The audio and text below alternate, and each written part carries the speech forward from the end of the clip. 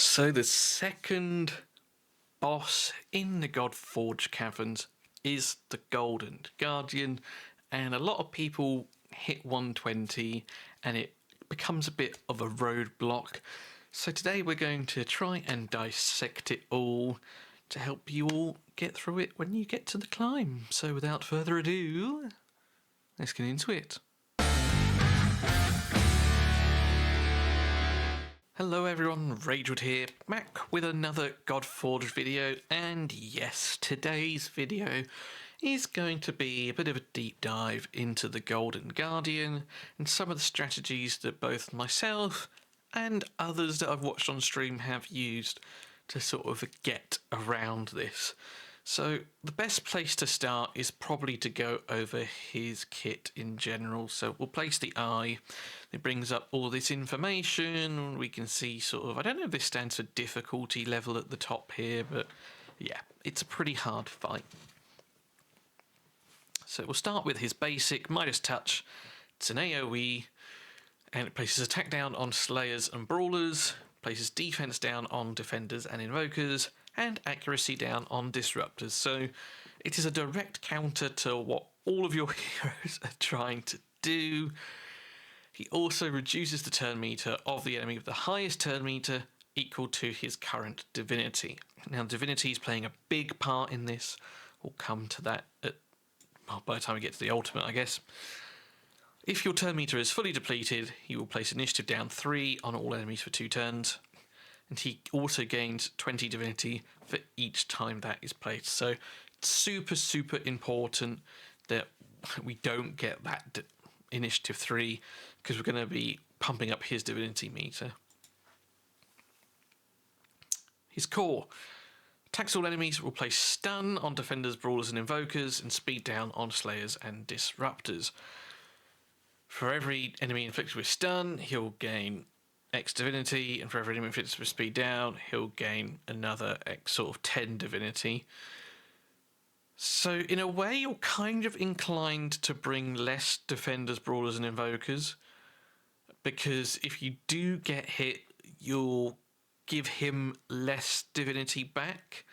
So if you had a team of Slayers and Disruptors and everyone got afflicted with speed down, he's only going to gain 50, whereas if you have Defenders, Brawlers and Invokers, he's going to get potentially 100. So we sort of want to, I guess, try and angle our way towards more Slayers than Defenders and that kind of stuff.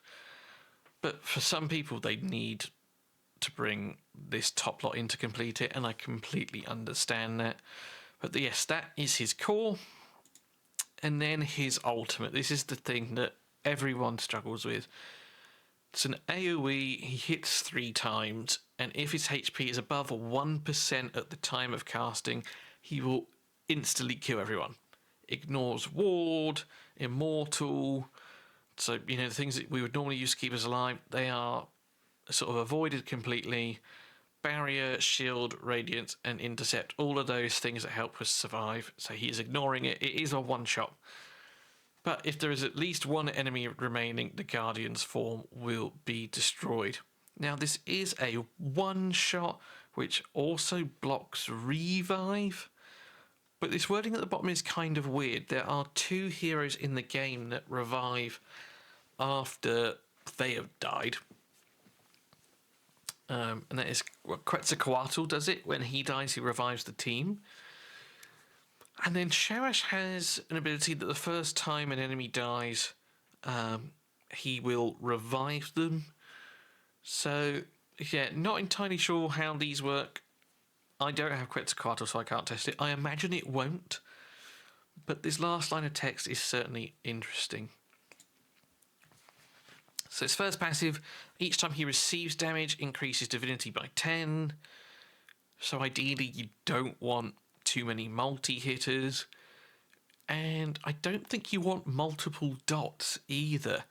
I haven't tested it yet myself, or at least not in detail, but the way that this reads to me is if you have an acid and a bleed, for example, that's 2 instances of damage, so you're going to give him divinity. So reduce the variety of dots is how I read that. And try and keep multi-hit attacks to a minimum. He gains 30%, at 30% divinity, his attacks will ignore our defense by 30, and at 60% divinity, it will increase the damage he deals. So yes, very nasty. Horde of Midas. Now this is an interesting one. Start a round, he activates Bounty. After each damaging hit, increase the bounty by 1. When damaged by enemies under Vanish, this increase is doubled, which is kind of cool, sort of that sort of pickpocket kind of vibe. But enemies under Speed Down or Initiative Down will not increase the bounty, and reduces the bounty by 2 for each 1% turn meter reduced on this boss. Now what does Bounty do? Bounty, I believe, increases the gold reward for completing the level. At least that's what I've sort of read around. Again, not something I've looked at in great detail myself, but there are some clever people out there, so we will go with that this is what it does.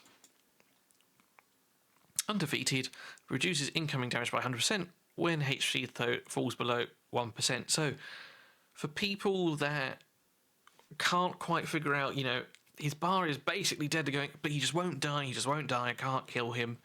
This is why, essentially, alright.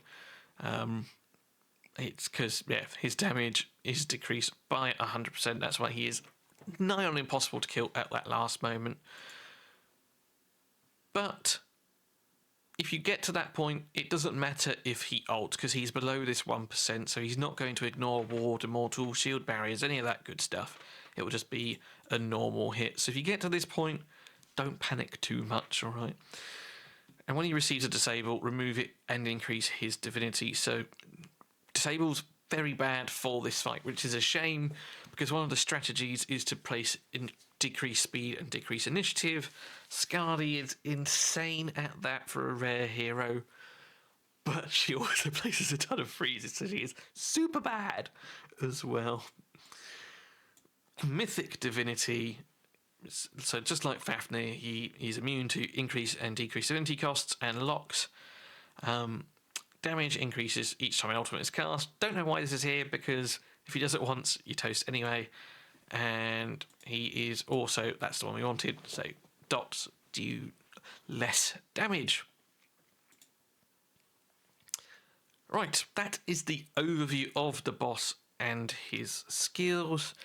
Now let's talk about strategy.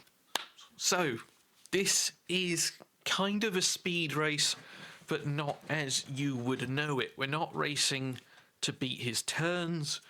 We are racing to keep that divinity meter down.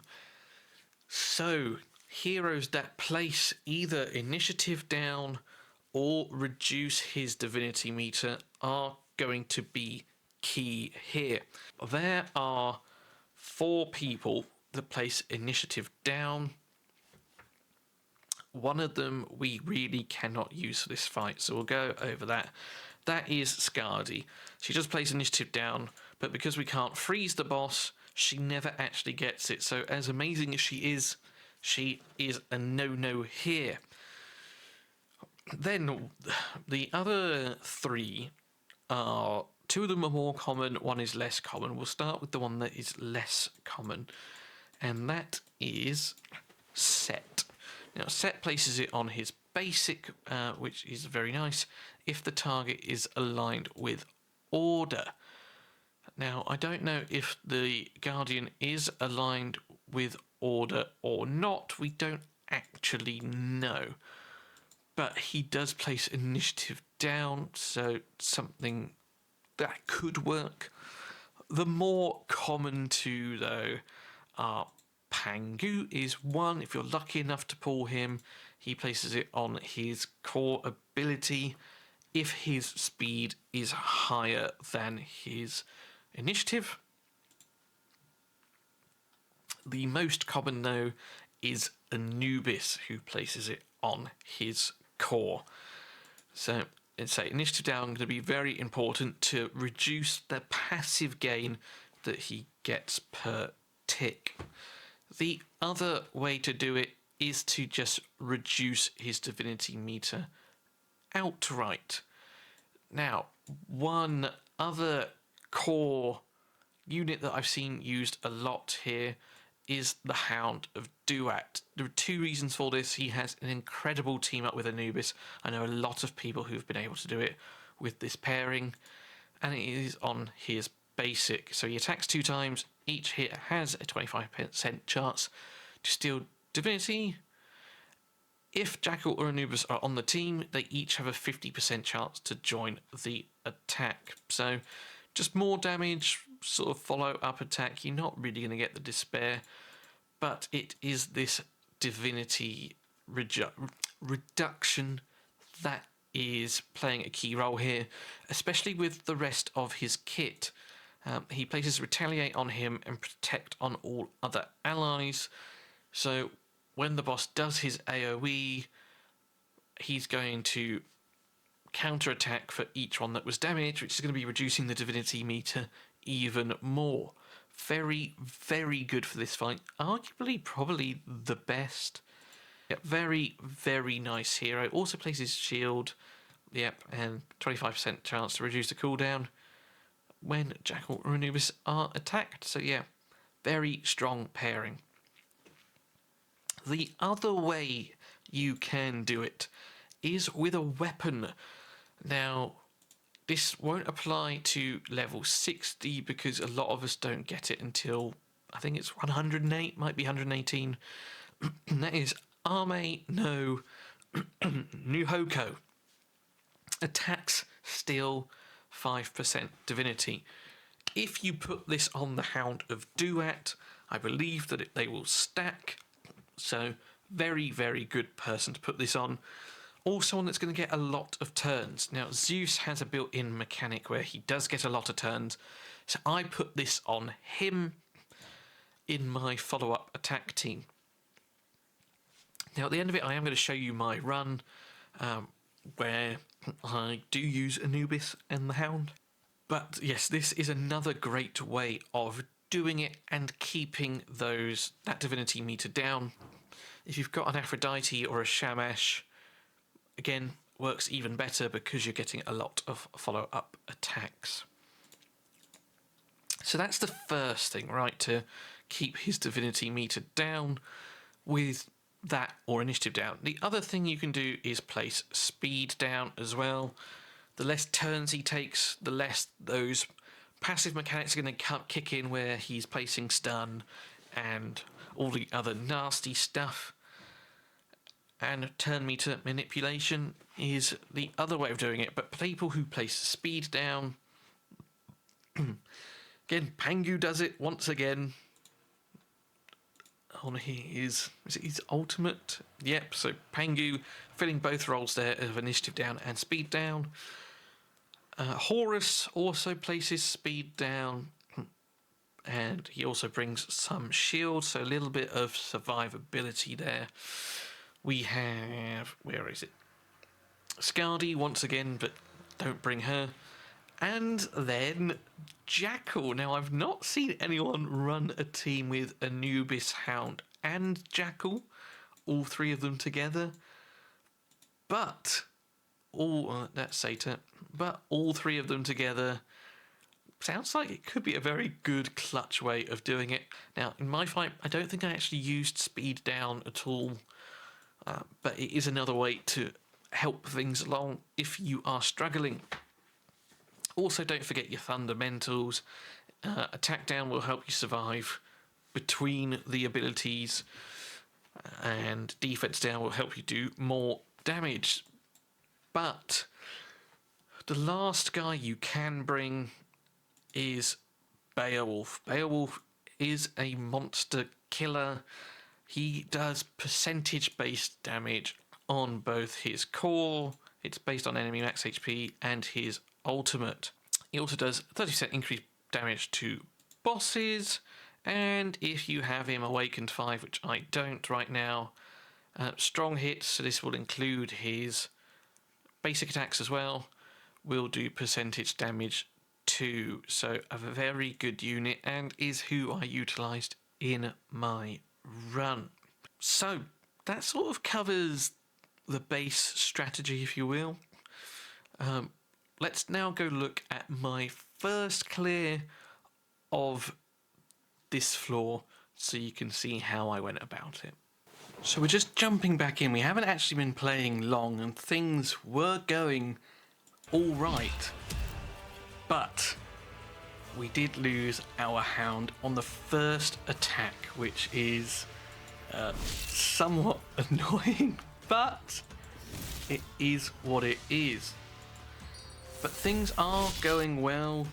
We've got remember, this is no form of bleed damage or anything else. This is just simply relying on Beowulf here, who is chunking. So if we can get the hound to survive just a little bit longer, we might actually get through this. We're trying our best here. We're going to... It's getting squeaky bum time very, very quickly. That's the only problem that I'm seeing here. So we are going to do his abilities again. We just need to keep Beowulf alive. That is all we are trying to do at this stage. And we're hoping we have enough to do it. Look, it's looking pretty good. We're gonna try and place the initiative down, and the corrupt, fabulous, love that for us. Beowulf coming in again here. Oh, this is gonna be tight. My concern here is the boss is gonna get a turn. Maybe not. We're getting there. Come on. No! Come on, Anubis! You got this! Yes! Come on! Come on! Let's go! I'm really sorry. We've done it! There we go. So as you have seen, our secret source is Beowulf right here. We've got a Ra imprint to boot, and a cool relic here, increasing healing. We didn't get the 2 stars, but I reckon we can come back and do this. So as you saw from that one, it did get pretty close towards the end there, but we were able to do it. I did accidentally cut out or not record the very first sort of opening minutes, but you can see what was going on there. Beowulf was the carry for me. He is a really big boss killer. The hound died after the first hit from the Golden Guardian, so didn't provide too much protection, but you know, he was only level 40, so and not fully awakened. So maybe a bit of better gear, level 50, he would have survived to the end, and that run would not have been sort of so close, especially with the double protect. That is something that I have used to great effect in some of these boss fights.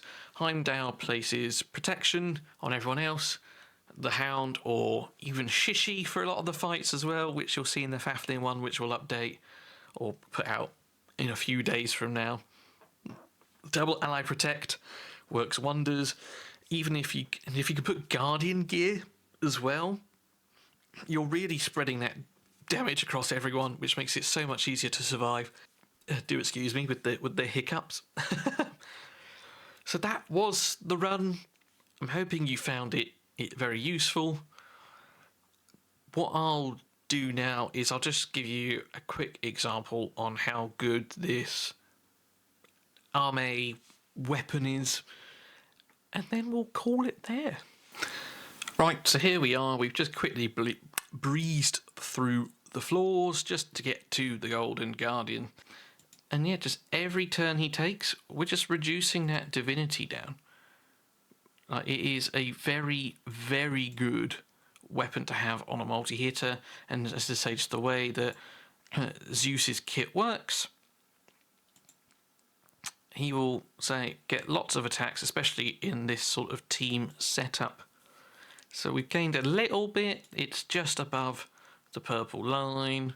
Just going to use all my abilities here. And then Zeus will go again, so use it. It got knocked down a little bit. We can use Zeus's ultimate, knock it down a little bit more. And yeah, it's just very clean. Now, I do have 2 level 60s here and 3 level 50s, which really is probably what you should be bringing to have a nice, safe, clean run.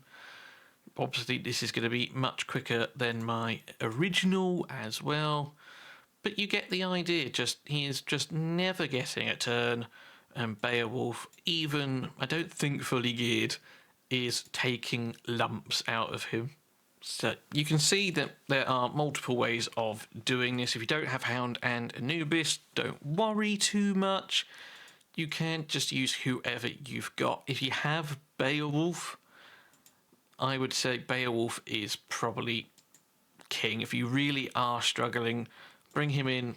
What I actually did do is I put him in some equipment of the bear, which gives him defense over time, and same with Kraken. We still went for defense main stats with like attack, crit damage, that kind of thing.